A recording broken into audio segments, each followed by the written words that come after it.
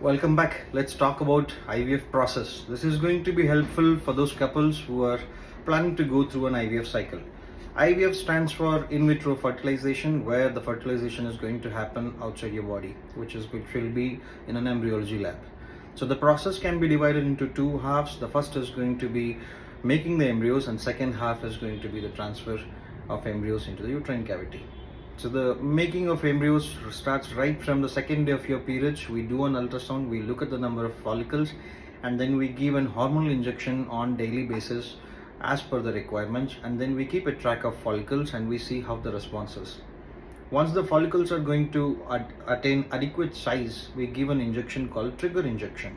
So before to 36 hours after the trigger injection, we do a procedure called ovum pickup, which is going to be under anesthesia, where a small needle is going to pass through the vaginal route under the guidance of transvaginal probe, and we aspirate that follicular fluid and we put it under a microscope. We do a scanning and we look for the eggs or the oocytes in it.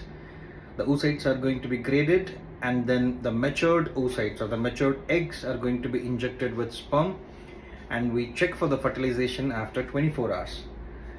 And then we keep them again back in culture. We wait for the growth of the embryos for 5 days, and then we recheck it again to see how many of them are formed into a blastocyst. The 5th day of embryos are called blastocyst.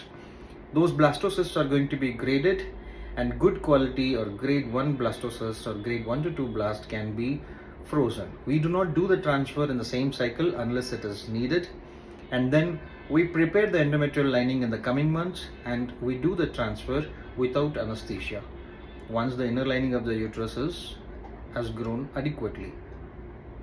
So after the transfer, we wait for 2 weeks and we do a blood test called serum beta HCG. If it is going to be positive, then we wait for another 2 weeks to do a pregnancy confirmation scan. So that's all the IVF is about. Thank you.